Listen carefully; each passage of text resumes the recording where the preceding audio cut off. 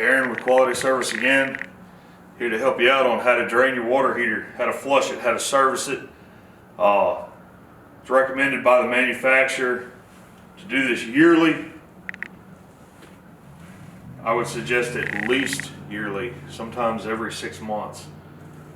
There's this tank here, basically a big sediment trap. Catch all kinds of sediment when you're running water through it.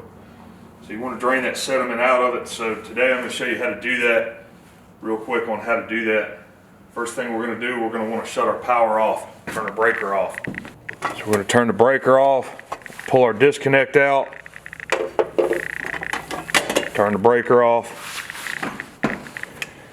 So now that the breaker's off, we're going to shut our water off. Water's off right there. Some have one on the hot and cold side. Turn our water off. Alright, so water's off. Now we're going to hook a garden hose up. This is a plastic boiler drain on this heater. Be extremely careful with it.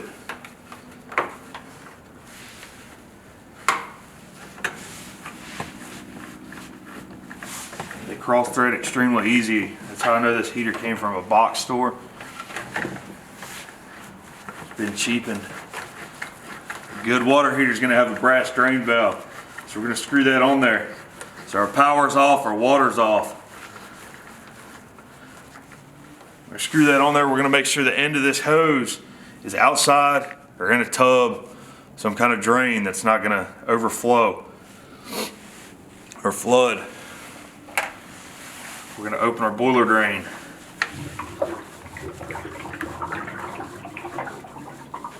Now, the heater's not going to drain unless you induce air. It's going to milk jug effect.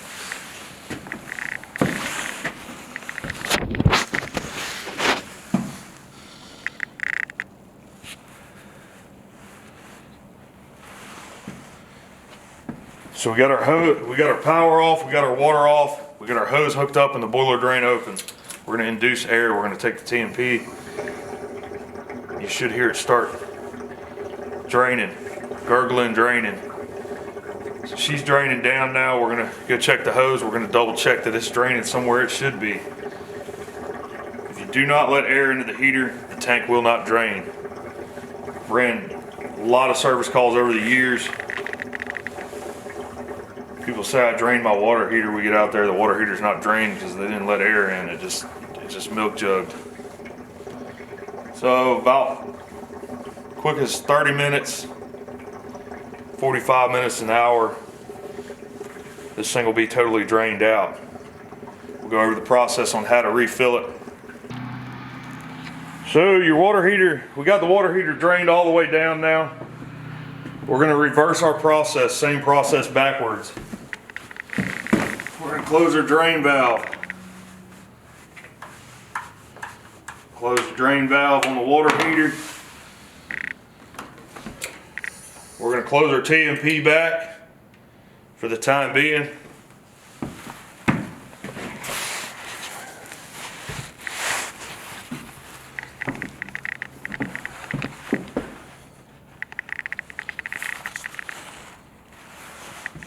We're going to turn our valve back on, our water supply valve. There's our water supply valve. This is a ball valve. Pretty much best kind of valve you can have. It's got a stainless steel ball inside it.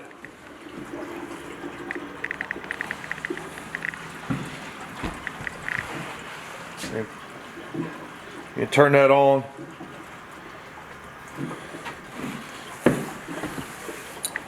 You open your TMP, temperature pressure relief valve. If you have an issue with that, you can watch a video on how to replace my temperature pressure relief valve, or what some causes in them going bad. Just make sure you watch the drain. When she gets all the way full, water's going to dump out. You need to be here to shut this off, otherwise you'll flood your house. It's not a good thing.